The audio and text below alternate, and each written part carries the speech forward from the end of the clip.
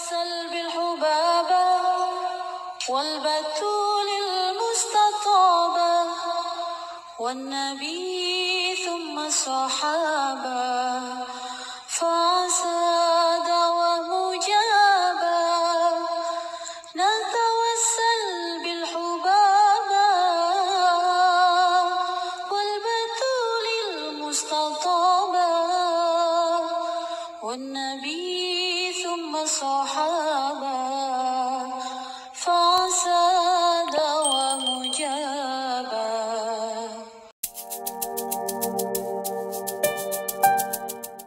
Teman-teman sekalian, nanti hari Asyura tanggal 10 Muharram itu adalah merupakan salah satu dari hari penting sepanjang tahun. Dan hari penting ini nih bukan hanya untuk umat Nabi Muhammad alaihissalam, tapi bahkan sudah dianggap sebagai hari penting dari zamannya Nabi Adam alaihissalam. Karenanya Nabi Muhammad tuh sebelum datangnya perintah puasa Ramadan, Nabi sudah selalu memuasakan puasa Asyura. Gitu. Jadi Nabi dari sebelum datangnya puasa Ramadan, Nabi sudah selalu memuasakan puasa Asyura. Puasa Ramadan itu datang kewajibannya pada tahun kedua. Dan Nabi sudah dari masa Mekah sebelum hijrah. Jadi tahun kedua dari hijrahnya Nabi datang perintah puasa Ramadan. Waktu di Mekah belum ada tuh puasa Ramadan. Nggak ada ceritanya Ramadan disuruh puasa, belum. Tapi Nabi dari sejak masa di Mekah, Nabi sudah selalu berpuasa, teman-teman saya sekalian. Nah, Nabi puasanya kapan tuh? Nabi puasanya itu Senin Kemis. Itu juga emang udah dipuasain sama Nabi. Salah satunya juga yang selalu dipuasain sama Nabi Muhammad SAW adalah puasa Asyura. Ketika diwajibkan puasa Ramadan, semua puasa-puasa yang lain kemudian berubah hukum menjadi sunnah. Sementara Asyura itu sebelumnya berhukum wajib. Asyura itu dulunya wajib. Jadi kalau datang hari Asyura, semua umat Islam berpuasa. Hukumnya wajib pada masa-masa sebelum diwajibkannya puasa Ramadan. Karena memang seperti yang tadi saya sampaikan, kemuliaannya hari Asyura itu dari sejak zamannya Nabi Adam alaihissalam. Ada banyak hadiah-hadiah indah yang Allah Subhanahu wa taala berikan kepada nabi-nabi yang terdahulu, diberikannya tepat pada tanggal 10 Muharram. Nabi Nuh, Allah jadikan kapalnya tertambat pada tanggal 10 Muharram. Jadi buat para jomblo yang benar ibadahnya hari Asyura, siapa tahu Allah menambatkan hatimu. Doanya gini, ya Allah, sebagaimana Engkau telah menambatkan kapal layarnya Nabi Nuh pada hari Asyura, ya Allah, tambatkanlah pula hatiku kepada seseorang yang akan menjadi sebab kebahagiaan hidup dunia akhiratku. Tambatkan hatiku ya Allah kepada seseorang yang layak untuk menjadi imam bagi hidup dunia dan akhiratku. Nah, gitu, udah saya kasih tahu tuh doanya. Gitu ya. Nah, jangan ya Allah tambatkan hatiku kepada seorang laki-laki yang ganteng, kaya, pintar. Jangan ya, itu nanti kamu seselin tuh doa-doa yang begitu tuh. Gak tahu bagus nggak bagusnya, tapi kalau doa mencari kebahagiaan hidup dunia akhirat, insya Allah. Itu pun juga tambahin jika pada hal tersebut terdapat kebaikan, karena kita nggak tahu teman-teman sekalian. Kadang-kadang nih ya, ada orang lama dikasih jodoh, itu juga karena memang yang terbaik di sisi Allah. Makanya saya pernah dengar ada keterangan seorang ulama bilang begini, kalau doa saya diijabah, saya senang sekali. Senangnya satu kali. Kalau doa saya nggak diijabah, saya senang berkali-kali lipat. Kenapa gitu? Karena kalau doa saya diijabah, saya minta anak dikasih sama Allah. Ada yang minta suami dikasih sama Allah, saya gitu. Doa diijabah artinya Allah menjadikan saya seperti yang saya mau. Tapi kalau doa saya yang belum dijawab, ijabah, itu artinya bahwa Allah menjadikan saya seperti yang Allah mau. Dan saya tahu keinginan Allah, kemauan Allah untuk diri saya pastilah lebih baik daripada keinginan saya terhadap diri saya sendiri. Jadi jangan sedih. Kenapa ya? Saya udah doa nih dari umur 20 tahun. Sampai sekarang umur 35 tahun belum juga ada yang datang ngetuk pintu. Ngetuk pintu buat ngelamar maksudnya ya. Kenapa nih? Padahal cakep juga lumayan. Nah itu teman-teman sekalian, jangan sedih. Sebab dalam ketetapan Allah, dalam ketentuan Allah selalu yang terbaik yang Allah berikan. Saya kalau ditanya, Ustazah doa nggak sih pengen punya anak? Doa. Tapi berarti doa Ustazah nggak mustajab ya?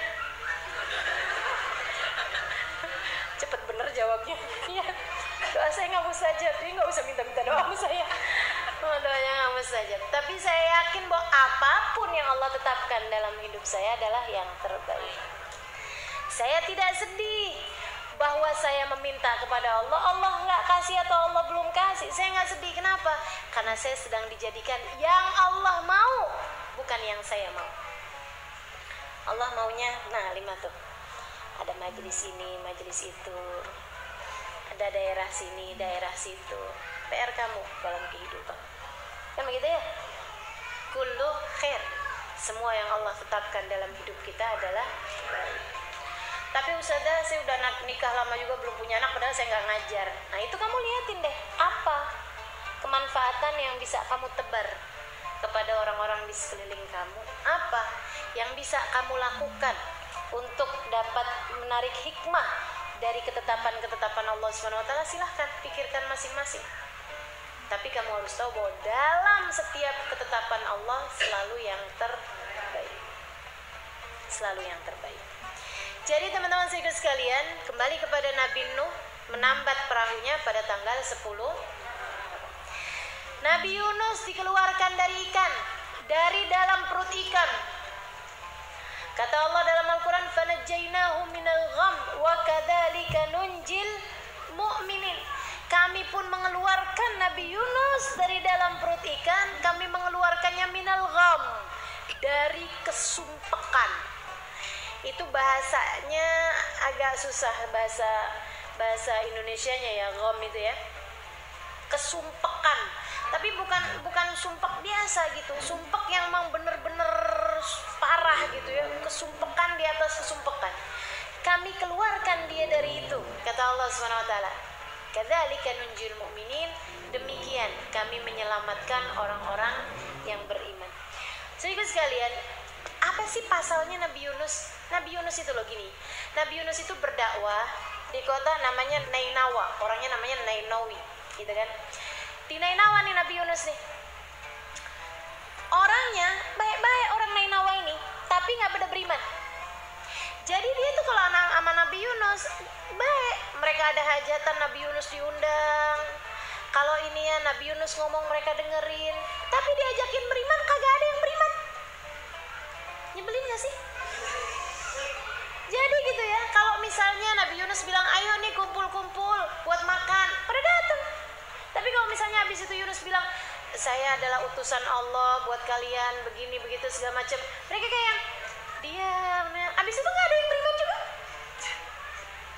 Kayak gitu, kaumnya baik tapi nggak beriman. Tapi kalau kaumnya Nabi Lut, Nabi Nuh ini apa kan, mereka bukan hanya nggak beriman tapi juga memang nggak baik, mengganggu, mendurhakai nabi-nabinya gitu kan.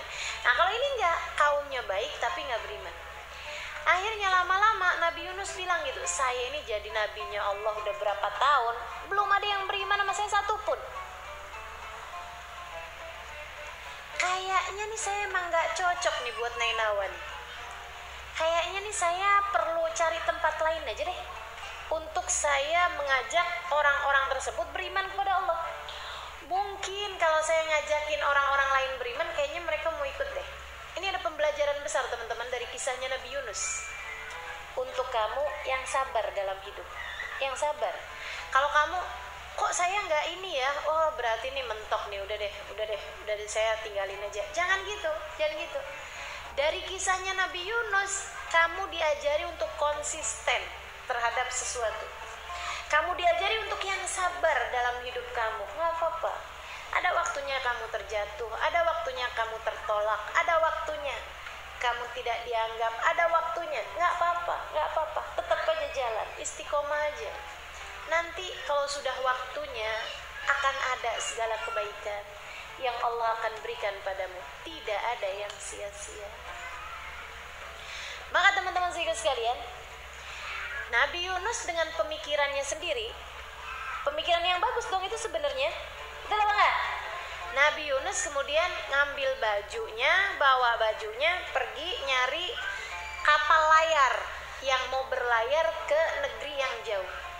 Nabi Yunus naik ke kapal tersebut. Seperti yang tadi saya sampaikan, orang-orang baik sama Nabi Yunus. Jadi Nabi Yunus di kapal itu juga banyak orang-orang yang kenal sama beliau juga gitu. Saudaraku sekalian, di tengah jalan, bukan musimnya, bukan daerahnya, karena kapal tuh ada, laut tuh ada daerah-daerah yang memang ombaknya sangat besar, ada juga musim-musiman ombak besar. Ini enggak musimnya, enggak tempatnya. Tiba-tiba di tengah lautan yang enggak kelihatan ada ujung-ujungnya, enggak kelihatan ada daratan sama sekali. Tiba-tiba perahunya Nabi Yunus yang ditunggangin sama beliau itu terjadi badai. Terjadi badai sampai membuat mereka limbung di dalam kapal. Saat-saat limbung seperti itu, sang nahkoda kemudian segera mengumpulkan semua penumpang. Dikumpulkan semuanya di tengah-tengah kapal, kemudian disampaikan. Katanya nahkoda tersebut, ini bukan tempatnya badai, ini bukan musimnya badai. Kalau sampai terjadi badai seperti ini, karena yang punya laut ada tidak setuju dengan salah seorang di antara kalian. Yang punya laut nggak mau laut ini dinaiki sama seseorang di antara kalian. Nah, saya nggak tahu siapa yang dikehendaki ini, siapa yang tidak diinginkan ini saya nggak tahu. Tapi nih dari pengalaman saya, kalau kemudian orang tersebut dikeluarin dari dalam kapal, tenang nih, karena memang bukan waktunya dan bukan juga tempatnya. Wah beneran nih Pak Nahkoda? Iya, katanya gitu. Biasanya orangnya kayak apa tuh? Dia bilang biasanya adalah budak yang kabur dari tuannya atau istri yang kabur dari suaminya. Hati-hati, kalau kabur dari suami jangan naik kapal. Naik apa dong? Jadi kapal laut, jangan naik pesawat, gitu kan? Naik Grab aja deh. Ya. Jadi gitu teman-teman saya sekalian, bahkan laut pun menolak, begitu kan ya? Serem, makanya jangan hadir di majelis dah kalau nggak diridhoin sama suaminya. Minta ridho sama suaminya, minta izin sama suaminya gitu. Kalau Ustazah saya nggak diizinin pergi majelis sama suami gimana? Jangan pergi. Jangan pergi. Kok gitu sih Ustazah, tega banget lah. Tapi kan saya pengen hadir majelis, udah bisa live streaming di rumah. Tenang aja ya. Jadi gitu teman-teman saya sekalian, tuh katanya nahkodanya kayak gitu. Begitu dengar budak kabur dari tuannya, Nabi Yunus langsung berasa kayaknya saya nih. Karena saya nggak tahu, kata nahkodanya, siapa di antara kita yang dimaksud sama pemilik laut ini, maka sekarang juga saya minta semuanya untuk menulis nama masing-masing. Nah, saya nggak tahu waktu itu bentuk tulisannya seperti apa atau apa modelnya, tapi yang pasti semuanya kemudian ya memberikan nama masing-masing, dikocok teman-teman sekalian, diundi, termasuk nahkodanya juga. Siapa tahu dia juga yang dimaksudkan itu. Walaupun repot tuh ya kalau nahkodanya, kan siapa yang bawa kapal. Gitu, jadi dikocok tuh, keluar Yunus bin Matta. Nabi Yunus udah maju, tuh kan saya, gitu. Katanya mereka, kamu kan bukan budak Tuan, kamu adalah orang terpandang, kamu orang yang kami muliakan dan kamu orang yang sangat baik. nggak mungkin nih kamu nih, coba deh masukin lagi namanya. Dikocok lagi, keluar lagi Yunus bin Matta.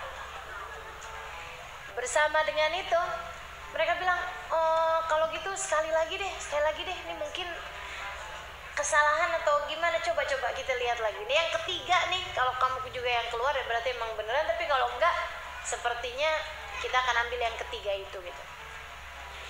Dikocok lagi, sambilan dikocok nih Allah subhanahu wa ta'ala utuskan al-hut. Hut itu ikan paus. Ikan paus bukan hanya besar, tapi ada jenis ikan paus teman-teman sekalian yang kerjaannya itu di dasar lautan. Jadi dia diem aja di lautan. Berapa lama diemnya? Ada yang berbulan-bulan, ada yang bahkan bertahun-tahun. Sampai pernah ada satu ikan paus, dari besarnya dia diem terus sampai ditumbuhin pohon, ditumbuhin lumut yang akhirnya kemudian ditumbuhin pohon teman-teman. Itu ada tuh, saya pernah baca ceritanya, sampai ada seorang nahkoda gitu kan, seorang pelayar, dia kemudian dia pikir itu adalah daratan, jadi mereka istirahat di atas punggungnya ikan paus tuh. Tenang aja mereka, nggak ada terjadi apa-apa, dan sudah sering yang berbuat seperti itu. Orang-orang ngirain itu pulau, padahal itu punggungnya ikan paus. Sampai kemudian satu hari ada yang gali tanahnya mau dinyalain api. Ketika itu kemudian terjadi, kepanasan dong nih, kenapa sih punggungannya nih? Begitu kan, mau digaruk bingung gitu ya. Pindah dah. Di saat pindah, mereka kirain gempa. Gitu, padahal ternyata itu adalah punggung ikan.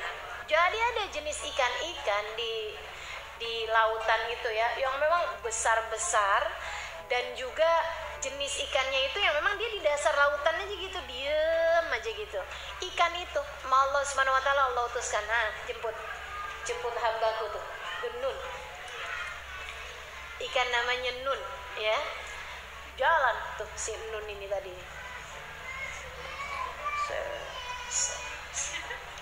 Sampai deket sama kapalnya Nabi Yunus. Habis itu teman-teman sekalian, pas dikocok lagi, set dibuka Yunus bin Matta.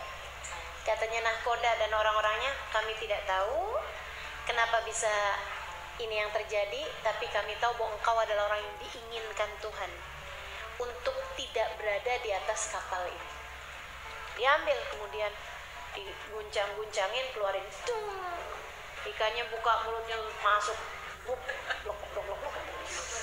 Dan ikan itu begitu ada Nabi Yunus di dalamnya, ikannya udah sami'na wa ata'na, dia kemudian masuk lagi ke dasar lautan, diem aja. Itu makannya kayak gimana? Nanti kalau ada ikan-ikan lewat, dia tinggal buka aja mulutnya, masuk tuh, gitu. Kayak gitu cara makannya. Jadi Nabi Yunus itu dalam perut ikan. Saudaraku sekalian, Allah menyebutnya dengan nama gham. Fanajjainahu minal gham. Kesumpekan. Kamu bisa bayangin gak sih kesumpekan berada dalam perut ikan? Gak bisa duduk, gak bisa mengendalikan diri teman-teman sekalian. Melayang-layang aja dalam perut ikan. Boro-boro makan, boro-boro ngopi. Makanya kalau kamu ngerasa ya Allah sumpek banget nih, pergi ke dapur, jirang air, bikin kopi, iya gak? Iya. Cari-cari camilan, gorengan-gorengan di depan, duduk deh kamu di teras, liatin orang-orang, atau pegang tasbih sambil minum kopi, minum teh, kan? Gitu kan ya? Iya. Itu teman-teman sekalian, kamu belum sumpek. Selagi kamu masih bisa menikmati saat hujan bikin indomie pakai rawit, dunia masih baik-baik aja teman. Nggak apa-apa, nggak masalah gitu loh. Yang dialami sama Nabi Yunus itu baru namanya gham. Itu baru yang namanya kesumpekan di atas kesumpekan teman-teman sekalian. Nggak bisa ngapa-ngapain. Kamu sumpek tapi masih bisa ngapa-ngapain. Kan begitu ya? Kamu sedih tapi kamu masih bisa ngapa-ngapain. Oh nggak bisa ngapa-ngapain saya. Bisa. Anak saya sakit saya nggak bisa ngapa-ngapain. Bisa. Kamu masih bisa pergi ke dokter. Betul kan? Tapi nggak ada duitnya, kamu masih bisa pinjam sama teman, kamu masih bisa BPJS misalnya dan sebagainya. Masih ada banyak hal yang bisa kamu pikirkan sebagai jalan keluar. Nabi Yunus mau mikirin jalan keluar gimana coba? Ini kayaknya kalau saya pukul-pukulin perutnya nih, saya gelitik-gelitikin, kayaknya dia nanti lama-lama mules, nanti kayaknya saya dikeluarin juga nih dari perut ikan. Gak ada ceritanya teman-teman seriku sekalian. Itu Nabi Yunus ya. Belum lagi kalau ikannya makan, begitu masuk kan tinggal tulang-tulangnya tuh. Aduh, ketusuk-tusuk Nabi Yunus di dalam perut ikan. Gak bisa duduk, gak bisa baringan, gak bisa apa-apa, bersama dengan air-air dalam perut. Kamu pikir di dalam perut ikan gitu gak ada apa-apanya gitu? Gak ada. Setiap kali bernafas aja dia ke bawah, set, sekarang lagi set, gitu gitu tuh, maju mundur sesuai dengan nafasnya ikan. Coba kebayang. Jadi bagi siapapun yang merasa dalam keadaan sumpek, ya Allah sumpek banget nih, aduh susah banget nih, kamu bayangin jadi Nabi Yunus dalam perut ikan. Kamu akan bisa tahu bahwa ternyata kesumpekanmu belum ada apa-apanya, karena kamu masih bisa. Saudara sekalian, gham di atasnya ham, di atasnya hazan. Yang pertama tuh kesedihan namanya, itu hazan. Ya, kalau kamu dari hazan itu, kamu ketika datang hazan, kamu cariin jalan keluarnya dan tetap berada dalam jalan takwa, kamu nggak akan sampai ke ham. Hazan aja semuanya. Cuman ada tingkatannya. Masalah dalam hidup kan ada yang ringan, ada yang berat. Maka saudara sekalian, kalau kamu punya ada masalah dalam hidup, itu kayak kamu lagi nyelusurin satu benang, ada yang ngegrundel. Kamu lagi masukin misalnya apalah, tali atau apa gitu ya, kabel misalnya gitu. Kamu lagi nyelusurin kabel nih, mau kamu pasang, ternyata ada kabelnya yang grundel. Itu teman-teman saudara sekalian, itu yang namanya permasalahan dalam hidup. Kamu jangan lewatin, diurai. Masalah tuh diurai. Baik diurainya secara fisik atau diurai secara pemikiran. Diurai secara fisiknya. Maksudnya ini masalah kenapa nih? Oh, ada suami kesalahpahaman. Kan begitu ya? Terangin sama suami, minta maaf sama suami, itu namanya ngurai masalah. Itu namanya ngurai masalah gitu kan. Ada kakak marah-marah sama kita gitu. Kenapa? Tanyain, kenapa? Oh iya, karena kamu dianggap apalah misalnya ngerebutin warisan atau apa. Coba diskusikan yang enak, yang benar. Segala sesuatunya bisa kok dicari solusinya. Jangan biarkan masalah tuh ngegrundel gitu. Jadi sesuatu yang terikat diurai, teman-teman sekalian. Urai secara fisik, zahir, urai secara batin. Batinnya apa? Dengan kamu faham apapun yang Allah tetapkan yang terbaik. Apapun yang Allah tetapkan yang terbaik. Saya nggak ngerti hikmahnya, tapi apapun yang Allah tetapkan yang terbaik, mikirnya gitu. Gak akan ada sesuatu terjadi kecuali dengan izin Allah. Dan apapun yang Allah tetapkan dalam kehidupan adalah yang terbaik. Anak kita lagi sakit, kamu bawa ke rumah sakit, itu namanya ngelepas iketan, nyari solusi. Kan begitu ya? Sakitnya jenis sakit-sakit yang seperti itu bawanya ke dokter, jangan bawa ke orang pinter deh. Ini kayaknya nih agak lain nih matanya, pandangan matanya agak merah. Iya emang orang lagi sakit panas tuh merah. Jadi kalau sakitnya fisik bawa ke dokter gitu kan. Nah itu teman-teman sekalian, cari solusi biar enggak tambah ngegrundel masalah. Cari solusi juga secara batinnya, hatimu kasih tahu ini adalah apa yang Allah telah tetapkan. Apapun yang Allah tetapkan yang terbaik, terus ingetin diri. Enggak sampai berlarut panjang. Tapi kalau kamu biarkan masalah satu enggak terselesaikan, datang lagi masalah berikutnya, datang lagi numpuk masalah berikutnya, datang lagi, kamu tidak menyelesaikannya dengan jalan takwa, nanti lama-lama masalah jadi banyak, yang akhirnya hati kamu sumpek tanpa tahu sebabnya apa. Itu sudah ham. Kenapa ya saya sumpek gitu bawaannya? Kenapa emang? Kamu nggak ada sebabnya? Nggak ada sebabnya, tiba-tiba aja gitu sumpek. Nah, tuh hati-hati. Tanda-tanda depresi. Itu namanya stres, teman-teman sekalian. Itu namanya stres. Belum depresi, baru stres. begitu kan? Stres itu di bawahnya depresi. Pernah ngalamin nggak? Udah nggak usah pengakuan di sini. Maksudnya ngapain nanya? Pengen tahu lah, kepo. Ya Allah. Nah, jadi itu namanya ham, teman-teman saya sekalian. Namanya ham. Kalau udah masalah larut-larut nggak diselesaikan. Nah, nanti kalau kemudian kamu selesaikan, gitu ya, nggak akan kemana-mana, udah segitu aja gitu. Masalah seberat apapun diselesaikan, secara zahir, secara batin, hati kamu juga diselesaikan, orang itu juga masalah yang di luar juga kamu selesaikan, beres semuanya. Kamu akan ngalamin lagi kehidupan yang wajar, kehidupan yang menyenangkan, kehidupan yang tenang. Nanti ada lagi masalah, tapi kamu akan bisa menyelesaikan. Emang hidup kayak begitu. Betul kan? Emang hidup kayak begitu, teman-teman saya sekalian. Nah, orang yang masalahnya di HAM ini, dia biarkan sampai tekanan lagi. Misalnya nih ya, udah ada tekanan masalah uang nih, bukannya dia selesaikan, malah tambah dia utang lagi, utang kesana lagi, pakai riba misalnya, utang kesana lagi, numpuk teman-teman saya sekalian. Itu nanti dari HAM naik ke gham. Kamu nanti pikirannya lolo.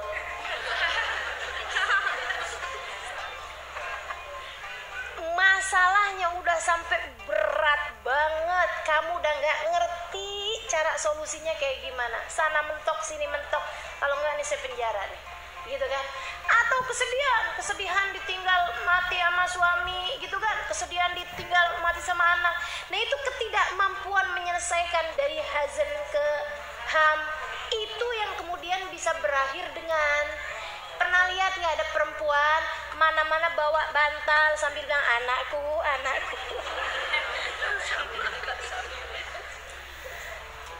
Ada saya lihat orang pakai baju polisi markirin orang-orang di jalanan. Kenapa? Obsesi. Dia tidak menyelesaikannya masalah-masalah itu. Dibiarkan numpuk.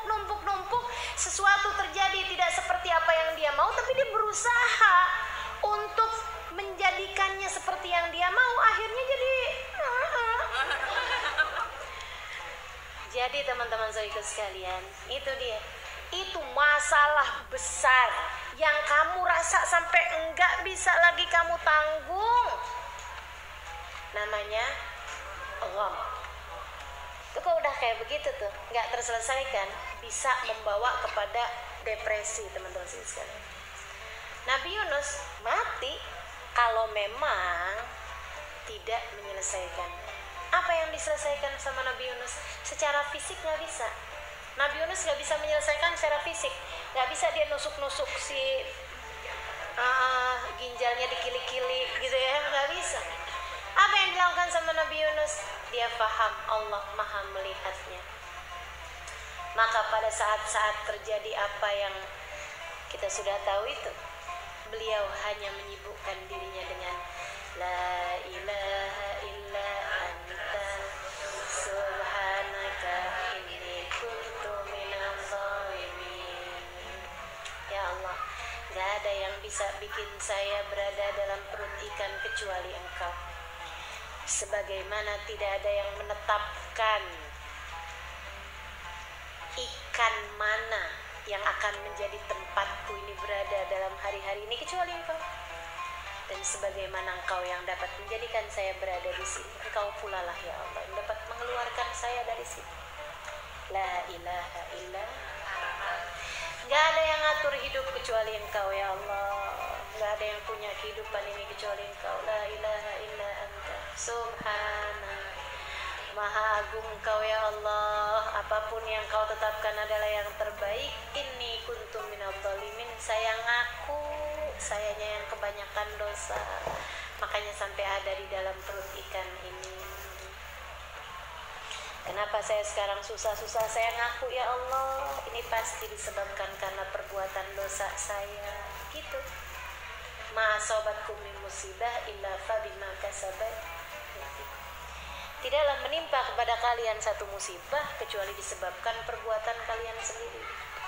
Ya Allah, ini kok suami jarang pulang. Ini kuntu minadh dhalimin. Emang sayanya sih yang kalau dia pulang juga saya omel-omelin mulu.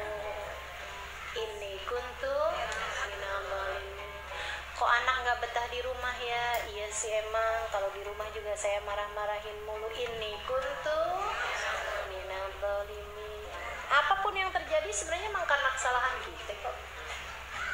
Coba diingat-ingat, apa yang bukan karena kesalahan kita? Kita selalu punya andil dalam dosa-dosa tersebut.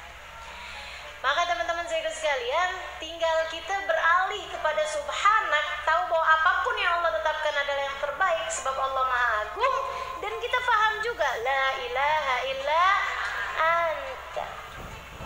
Gak ada yang dapat melakukan apapun kecuali Allah SWT. Udah balikin aja dulu gitu. Ya Allah, maafkan aku ya Allah. Jalan takwa ingin aku tempuh jika ada kesempatan untuk bisa keluar dari perut ikan ini. Kurang lebih kayak begitu. Nah kita juga kayak gitu ya. Kita juga gitu ya Allah, taubat padamu ya Allah. Gak lagi ya Allah akan berbuat dosa-dosa ya Allah. Ternyata resikonya dosa ini gede banget. Gak lagi-lagi deh ya Allah. Mau jadi istri yang benar mulai sekarang. Mau jadi anak yang benar mulai sekarang. Mau jadi hambamu yang benar mulai sekarang. Gak akan lagi ngerjain dosa ya Allah. Gak akan lagi ngerjain dosa ya Allah. Resikonya ternyata sebegini besar. Malaikat itu mereka dengar suara tasbihnya Nabi Allah Yunus, tapi gak bisa nemu orangnya di mana. Malaikat tuh. Malaikat mereka bilang sautun ma'ruf fi makanin majhul. Kami ada dengar suara yang sangat kami hafal. Suaranya familiar, tapi tempatnya di mana, orangnya di mana kita nggak lihat.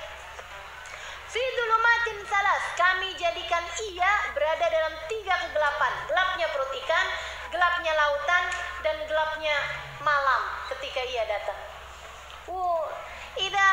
Kalau dia bentangin tangannya gini nih, nggak bisa lihat dari gelapnya dalam perut ikan itu, dan nggak bisa ambil lilin, nggak bisa berbuat apa-apa teman-teman saudaraku sekalian. Nah itu gham namanya tuh, bener-bener deh saat kamu lagi merasa berada dalam kesulitan, berada dalam kesumpekan, inget-ingetin kesumpekannya Nabi Yunus biar kamu bisa tetap bersyukur. Alhamdulillah deh apa-apanya, alhamdulillah. Listrik mati seharian tapi kan masih ada lilin, kan gitu. Masih apa-apaannya masih enak aja kok kita nih teman-teman sekalian, masih enak. Pada hari tanggal 10 Muharram, waktu malaikat nanya tuh, kata Allah jawab, hada saut abdi Yunus fi batnil hut. Wahai malaikat, ini adalah suara hambaku Yunus di dalam perut ikan. Nabi Yunus juga udah ngerti, ini salah saya adalah karena saya ninggalin orang Nainawa. Jadi saya nanti kalau ini saya mau balik lagi deh ke Nainawa, mau berdakwah lagi ke sana, akan saya laksanakan dengan sebaik-baiknya. Sambilan di dalam perut ikan, Nabi Yunus introspeksi diri. Letak kesalahan beliau kira-kira selama ini dalam berdakwah nih apa? Strategi dakwahnya mungkin kurang tepat nih. Mungkin saya kurang begini. Terus introspeksi diri tuh sepanjang di dalam perut ikan. Berapa lama? Ada yang bilang 40 hari. Gak makan-makan tuh. Gak makan. Gimana caranya makan? Tapi Allah biarin hidup. Maha Agung Allah SWT, teman-teman saya sekalian. Di saat hari tanggal 10 Muharram, Allah Subhanahu wa Ta'ala kemudian mengeluarkan Nabi Yunus dari perut ikan. Allah bikin perut ikannya mules.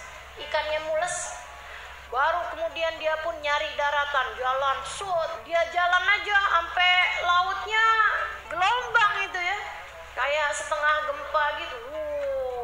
Dia jalan tuh sampai nyampe ke daratan, dia pun kemudian mengeluarkan isi perutnya. Di antaranya ada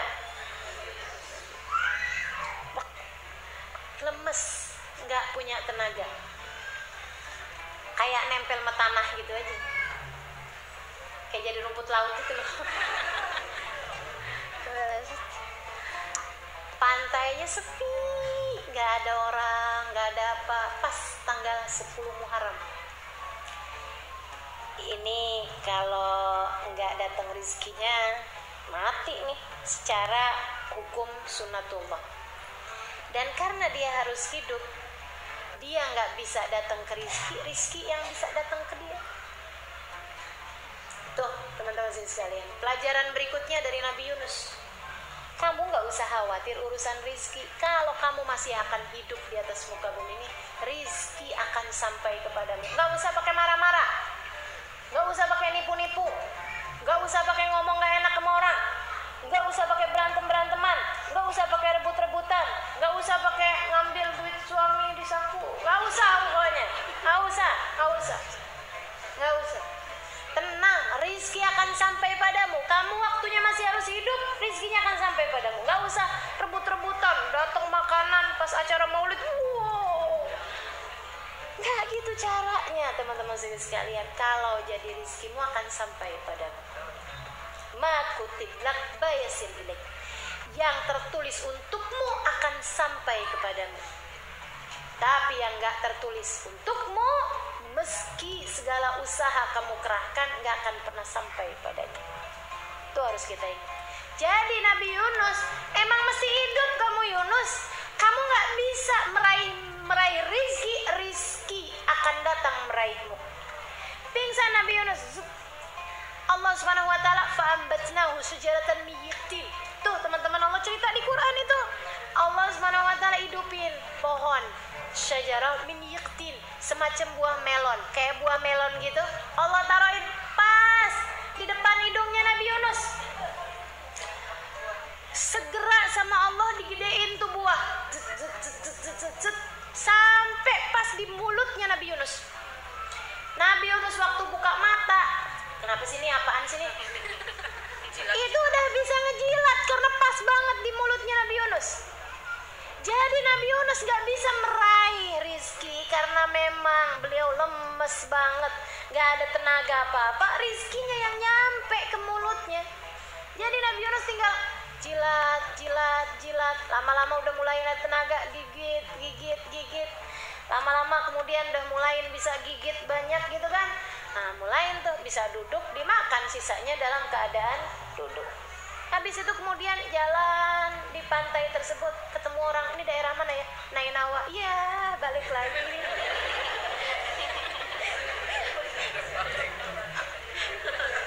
Dari Nainawa kembali ke Nainawa. Emang mesti diutusnya ke sono, udah deh Nainawa aja gitu.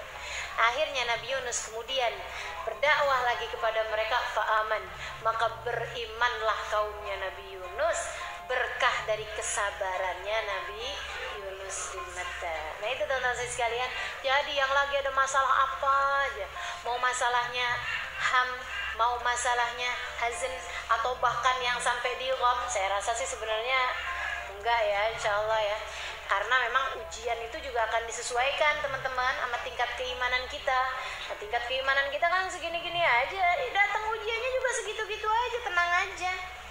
Kamu hanya perlu selalu mengurai, jangan membiarkan segala sesuatu menjadi terikat, akhirnya ngegrundel sana sini, akhirnya kemudian bisa menyebabkanmu berada dalam tingkatan gham, bukan karena ujiannya yang besar, akan tetapi karena ketidakmampuanmu untuk menyelesaikan masalah. Ala kulli hal, nanti tanggal 10 Muharram bilang, ya Allah, lagi ada masalah nih ya Allah. Sebagaimana Engkau mengeluarkan Nabi Yunus dari masalah tersebut, utang saya ya Allah tolong juga ya Allah. Masalah saya tolong juga ya Allah. Gitu ya. Ya Allah, minta sama Allah Subhanahu wa taala. Tapi kita mesti banyak buat kebaikan pada hari tersebut. Tuh, hari-hari di hari Asyura itu Allah banyak banget teman-teman sekalian menyembuhkan Nabi Ayub.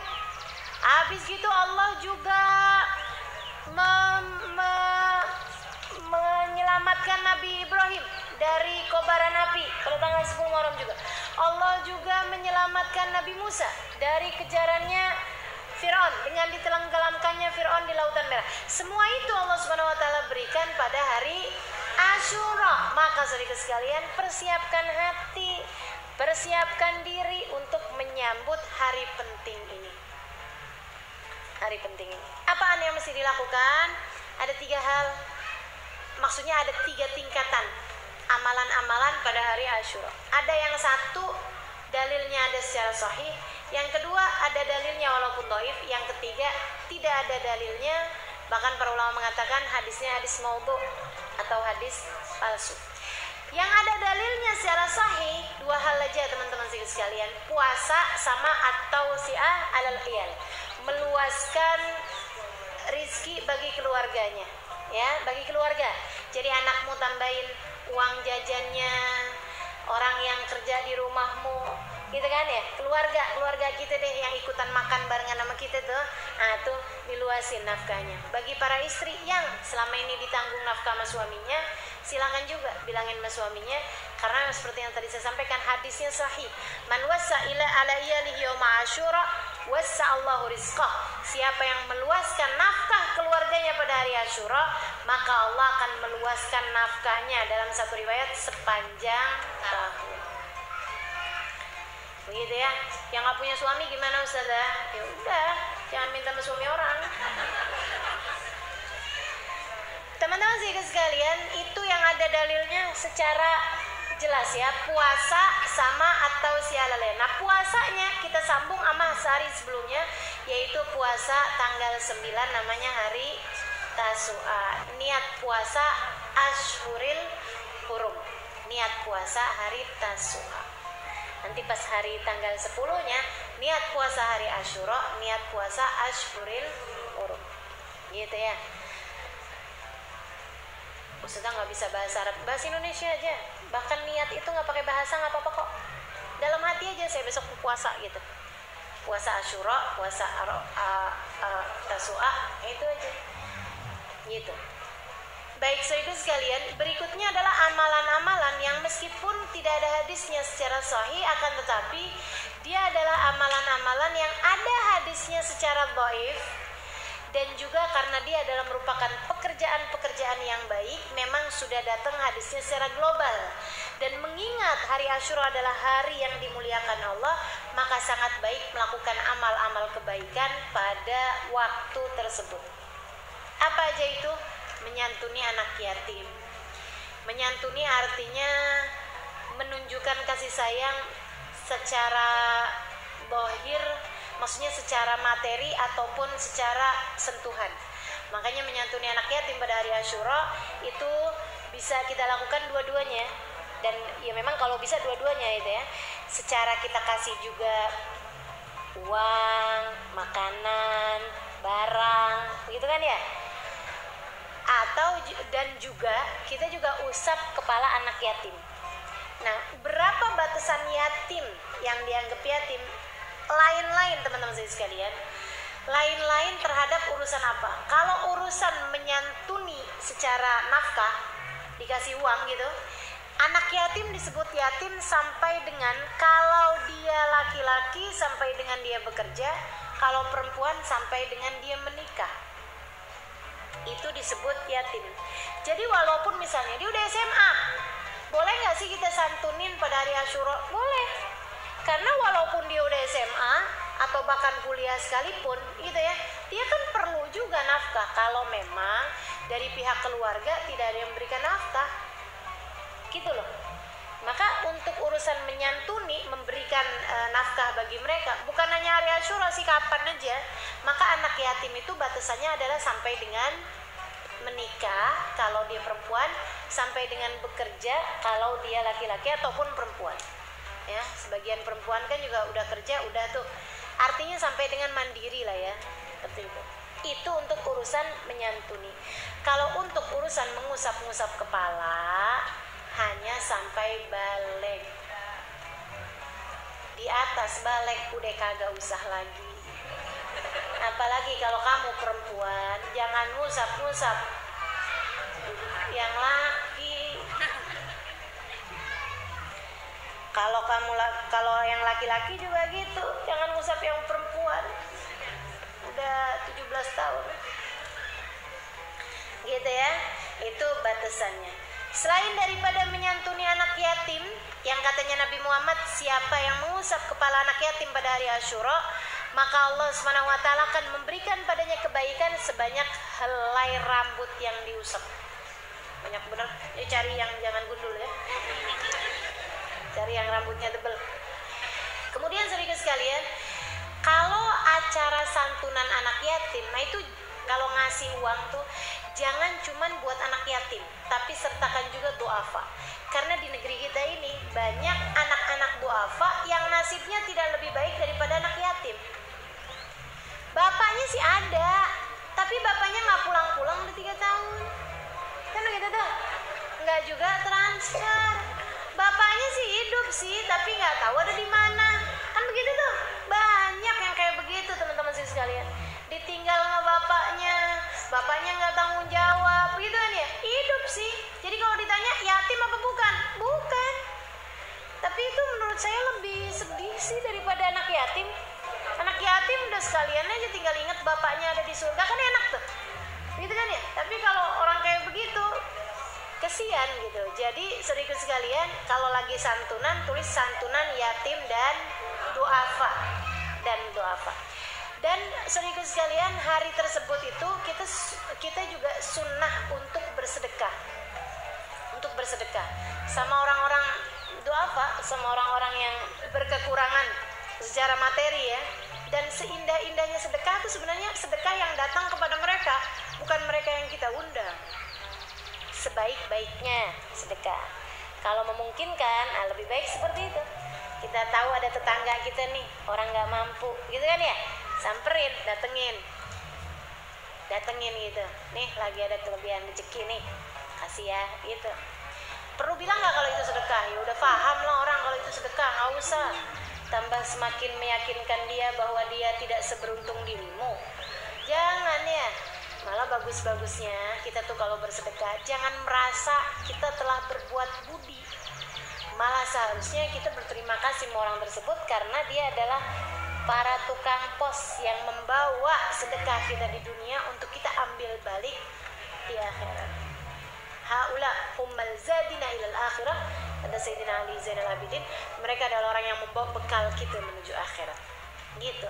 Nah teman-teman sekalian, selain daripada itu bagus juga hari itu untuk kita berdoa dan berzikir. Doa dan zikirnya seperti yang kita tahu, baca hasbunallahu wa ni'mal wakil, ni'mal maula wa ni'mas nasir 70 kali, dan baca doanya yang sudah ada di kitab-kitab Mu'ul Ibadah, jangan sampai kita tinggalkan. Nah selain daripada itu juga teman-teman sekalian, bagus juga kalau hari tersebut kita juga berziarah kepada para ulama, baik yang sudah meninggal dunia ataupun yang masih hidup. Ya, kita ziarahin orang-orang ulama-ulama kita gitu. Kalau masih hidup ya kita ketemuin mereka, kalau sudah meninggal dunia kita berziarah ke kuburnya. Selain daripada itu, yang lagi sakit kita tengokin. Itu ada amalan-amalan yang bisa kita lakukan pada hari Asyura. Selebihnya kalau teman-teman pernah dengar hari Asyura sunnah pakai celak, hari Asyura sunnah mandi, hari Asyura sunnah gunting kuku, itu perkara yang nggak ada hadisnya baik secara dhaif apalagi secara sahih. Bahkan kabarnya hadisnya adalah hadis maudhu. Tapi mengingat hal tersebut adalah hal yang biasa-biasa aja, gitu ya. Jadi teman-teman mau kerjakan boleh, hal yang mubah maksud saya. Teman-teman mau kerjakan boleh, enggak juga nggak apa-apa. Kalau urusan mandi nggak harus nunggu Asyura, kita juga yang mandi, kan gitu. Kalau urusan gunting kuku ya kalau emang kukumu panjang-panjang hari itu kamu mau gunting juga silahkan. Kalau urusan pakai celaknya malam aja. Sebab kalau kamu berpuasa hari Asyura, orang kalau lagi puasa makruh untuk pakai celak. Jelas ya?